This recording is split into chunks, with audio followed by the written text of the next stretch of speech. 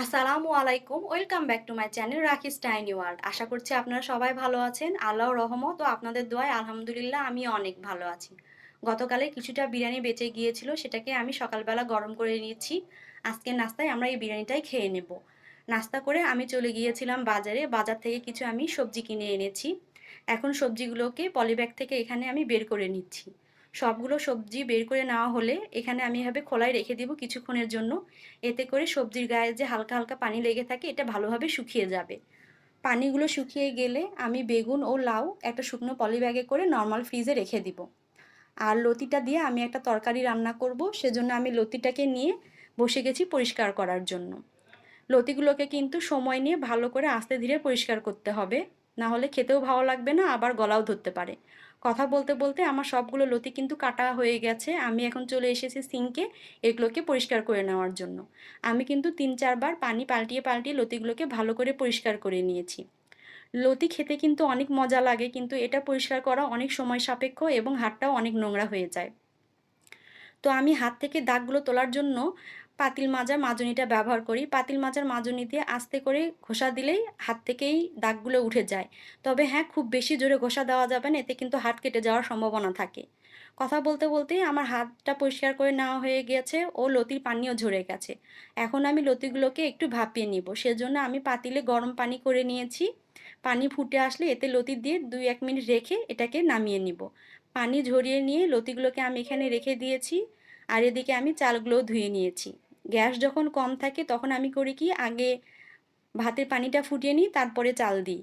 আর এদিকে আমি ইলিশ মাছের মাথা ও লেজগুলোকে কষিয়ে নিয়েছি। এদিকে আমার ভাতের পানি কিন্তু ফুটে গেছে। এখন আমি ধুয়ে রাখা চালগুলো এতে দিয়ে দিব। চাল দেওয়ার সময় খুব সাবধানে দিতে হবে যাতে গরম পানি হাতে না লাগে।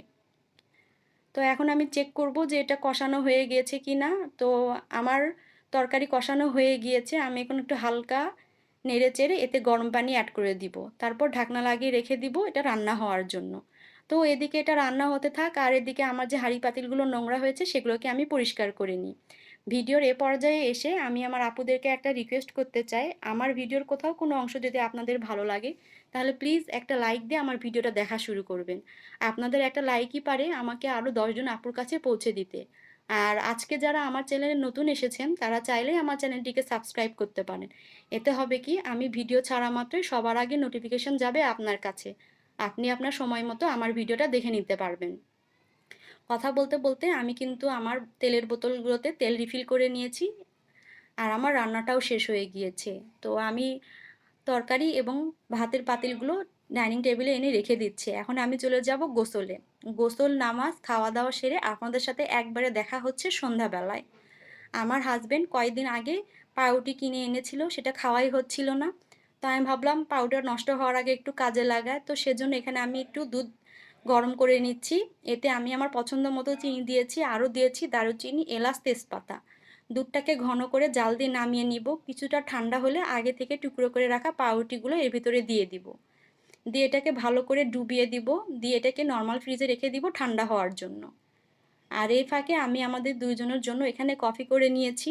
আপনারা তো জানেন আমি একজন কফি লাভার। আমি সুযোগ পেলেই কফি খাই। আর আমার হাসব্যান্ডকে সঙ্গে নিয়ে খেতে আমার বেশি ভালো লাগে। তো রাতের ডিনার সেরে আমি আমার হাসব্যান্ডকে সেই দুধ পাউরুটির ডেজার্টটা সার্ভ করে দিচ্ছিলাম।